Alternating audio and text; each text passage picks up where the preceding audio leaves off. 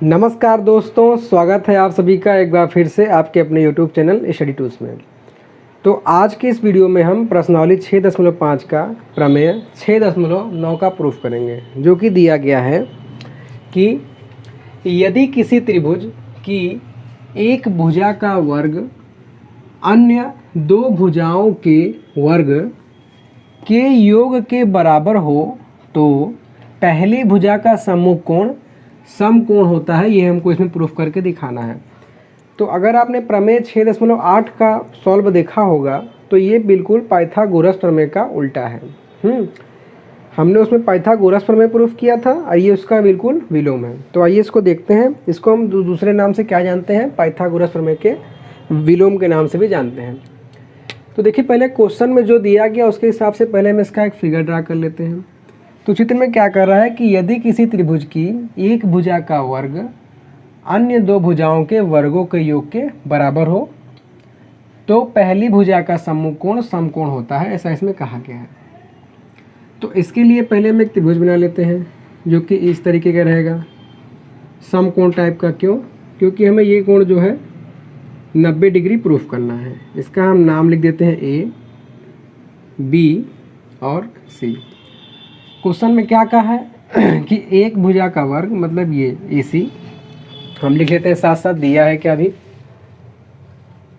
तो क्वेश्चन में दिया है क्या कि त्रिभुज ABC में क्या है, AC स्क्वायर बराबर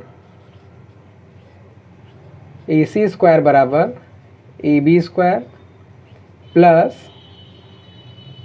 BC स्क्वायर। यही ना कह रहा है कि एक भुजा का वर्ग अन्य दोनों भुजाओं के वर्गों के योग के बराबर है, ऐसा दिया गया है। अब सिद्ध क्या करना है कि ये जो पहली वाली भुजा है इसका सम्मुख कोण 90 डिग्री होगा, ये हमको सिद्ध करना है। तो ये हो गया पोर्शन दिया है का। सिद्ध क्या करना है उसको भी लिख लेते हैं कि सिद्ध करना है कि कोण B बराबर 90 डिग्री। ये चीज़ हमको सिद्ध करना है। अब बात है कि होगा कैसे, क्योंकि सर इसके पहले तो दो त्रिभुज दिया रहता था, हम तुलना करके समरूपता दिखा देते थे। अब सर यहाँ दिक्कत ये हो गया कि इसमें केवल एक ही त्रिभुज है, तो हम समरूपता का नियम लगाएं तो लगाएं कैसे। तो इसके लिए क्या करना पड़ेगा कि आपको रचना करना पड़ेगा एक त्रिभुज की। ठीक है दोस्तों, आपको क्या करना पड़ेगा, रचना करना पड़ेगा एक त्रिभुज की। ठीक है, तो इसको हम रचना कर लेते हैं दूसरे त्रिभुज के। यहाँ AC कर लीजिए क्योंकि बड़ी भुजा AC, ऐसे आसान रहेगा। तो अब हम रचना करेंगे, लिख लेते हैं रचना। रचना में क्या है कि त्रिभुज कौन सा, PQR, जो इस प्रकार है, जो इस प्रकार है कि कौन सा त्रिभुज बताया मैंने, PQR। तो ये हमने बना लिया दूसरा रचना से त्रिभुज, जो कि हो गया P फिर Q और R। तो इस त्रिभुज में रचना हमने इस प्रकार किया हुआ है दोस्तों कि ये वाली भुजा इसके बराबर है और ये वाली भुजा इसके बराबर है। क्या चीज़ कि AB बराबर है PQ के तथा BC बराबर है QR के। अब क्योंकि हमको कोण B बराबर 90 डिग्री बनाना है तो हम रचना से ये भी मानेंगे कि कोण Q जो है वो 90 डिग्री है, क्योंकि हमको कोण B बराबर 90 डिग्री दिखाना है। तो ये हो गया, साथ में लिखेंगे तथा कोण Q बराबर 90 डिग्री। तो इतना चीज़ तो हो गया रचना से। तो अब इसको हमें प्रूफ जो करना है उसको हम उत्पत्ति करते हैं। तो आप लिख लीजिए हेडिंग प्रूफ का। तो प्रूफ में देखेंगे जैसा कि हमने इसमें पाइथागोरस प्रमेय का प्रयोग करेंगे। क्यों? क्योंकि हमको उसी से एडिटिव चीज़ इसमें दिया हुआ है, लेकिन इसको प्रूफ करना है कि हाँ 90 डिग्री है। तो हम जो हमने रचना किया है इसमें पाइथागोरस प्रमेय लगाएंगे। तो लिख लेते हैं कि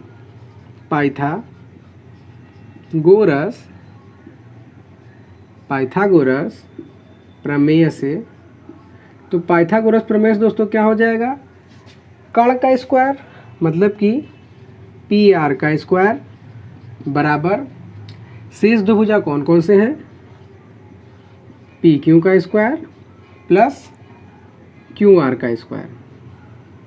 क्योंकि एक समकोण त्रिभुज है, कोण क्यू बराबर हमने 90 डिग्री दिखाया हुआ है, तो यहाँ पे ये आसानी से हो जाएगा, इसमें कोई दिक्कत की बात है नहीं।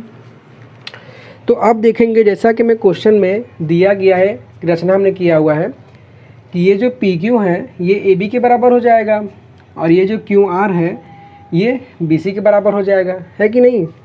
तो यहाँ पर रचना से हम कर सकते हैं क्या कि ये जो पी आर का स्क्वायर है ये बराबर हो जाएगा पी क्यू के जगह ए बी, तो ये हो जाएगा ए बी का स्क्वायर प्लस और क्यू आर की जगह बी सी, ये हो गया दोस्तों बी सी के स्क्वायर। और इसको हम मान लेते हैं कि ये हो गया समीकरण 1।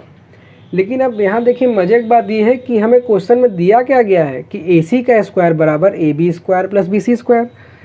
हमें ये तो रचना से हमने ये कर दिया, लेकिन क्वेश्चन में दिया है, क्या दिया है कि ए सी का वर्ग बराबर ए बी का वर्ग प्लस बी सी का वर्ग।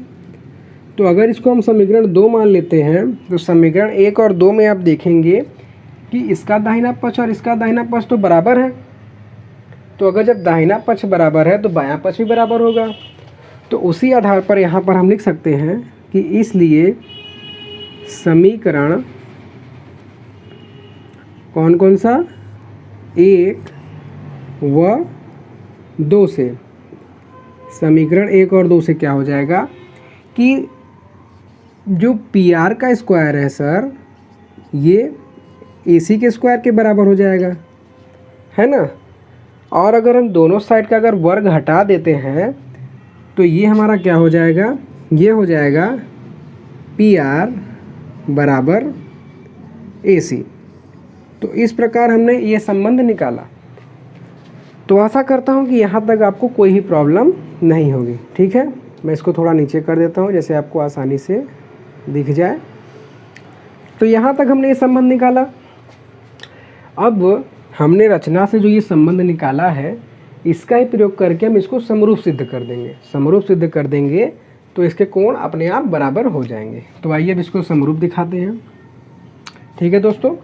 तो समरूप का नियम जैसा कि हम जानते हैं क्या, भुजा का या तो अनुपात होता है या तो बराबर दिखाते हैं।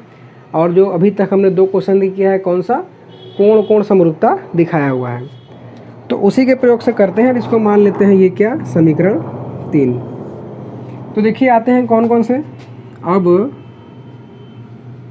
त्रिभुज ये है कौन सा, ए बी सी तथा त्रिभुज पी क्यू आर में, ठीक है, त्रिभुज पी क्यू आर में।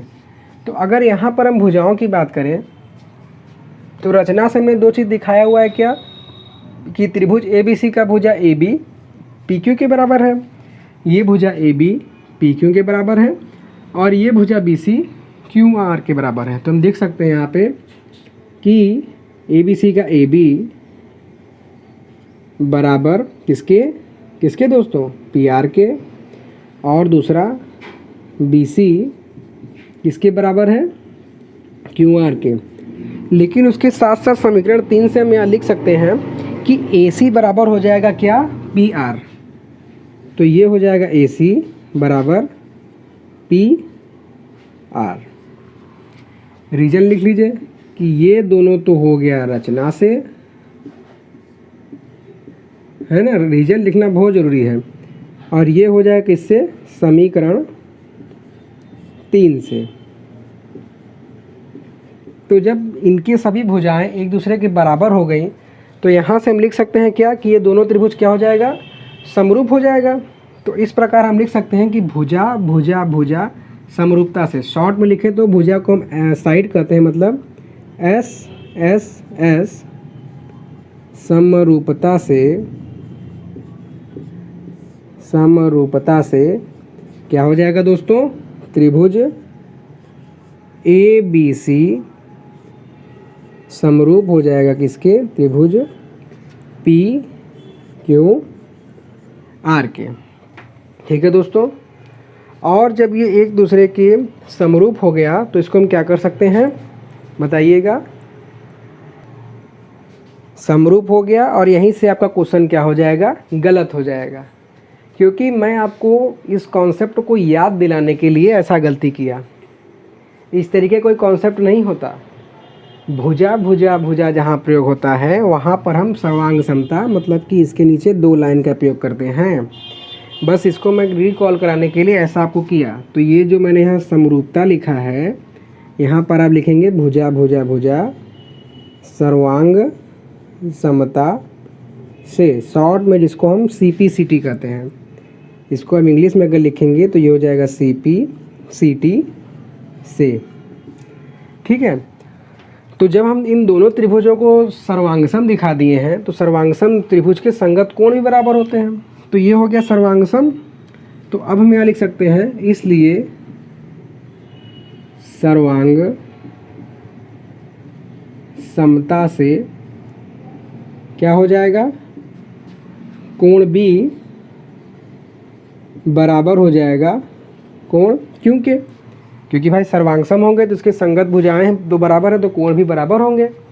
और जब कोण B बराबर कोण Q हो गया, और कोण Q जैसा कि हमने रचना किया था कि 90 डिग्री है, तो इसलिए यहाँ पर कोण B बराबर हो जाएगा 90 डिग्री।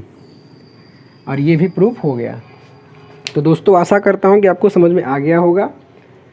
एक बार मैं आपको शॉर्ट में समझा देता हूँ कि जैसा कि हमारा प्रमेय दिया गया था कि किसी एक त्रिभुज की जो भुजा का वर्ग है, एक भुजा का वर्ग अन्य 2 भुजाओं के वर्गों के योग के अगर बराबर है तो हमको सिद्ध करना था कि जो पहली भुजा है उसका सम्मुख कोण 90 डिग्री होगा। अब दिक्कत ये बात थी कि हमको केवल एक ही त्रिभुज यहाँ दिया गया था। पहले तो सर हम दोनों का तुलना कर लेते थे, तो हमें जो चीज़ दिया गया था उससे हमने इसको निकाला और रचना करके एक और त्रिभुज को इसमें एंटर कराया। कौन सा त्रिभुज PQR को। और क्योंकि हमको सर्वांग समरूपता मैंने इसलिए शुरू से बोला कि आपको कन्फ्यूजन हो, लेकिन हमको इसको सर्वांगसम प्रूफ करना है, तो इसलिए हमने जो त्रिभुज का रचना किया इस तरीके से किया कि इसकी 2 भुजाएं बराबर हों। और क्योंकि 90 डिग्री इसको प्रूफ करना है तो वो वाला एंगल भी हमने 90 डिग्री बनाया। अब जैसा कि हम पाइथागोरस प्रमेय जानते हैं प्रूफ में, तो वो हमने लगाया रचना वाले त्रिभुज में, रचना वाले त्रिभुज से लगाया और जो हमने रचना किया था उसके अनुसार इसको चेंज किया। तो चेंज करने पर हमने पाया कि ये भाई जो दिया गया है उसके बराबर आ रहा है। तो बराबर आ रहा है तो समीकरण 1 और 2 से इसको इक्वल किया, तो यहाँ से ये संबंध निकल गया PR और AC का।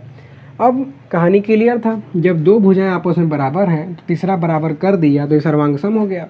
और सर्वांगसम त्रिभुज के संगत भाग बराबर होते हैं। इस सिद्धांत के आधार पर हमने कोण B को कोण Q के बराबर दिखा दिया।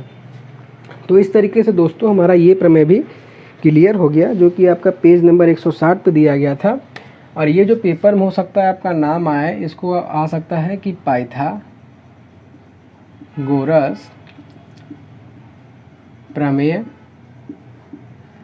का विलोम, इस नाम से भी ये प्रमेय आ सकता है। ठीक है, तो इस बात का ध्यान रखिएगा। और अब आपका जो है पूरा प्रमेय क्लियर हो गया। नेक्स्ट वीडियो में हम लोग प्रश्नावली 6.5 को शुरू करेंगे। तो इसी के साथ मैं आज आपसे विदा लेता हूँ। Thanks for watching.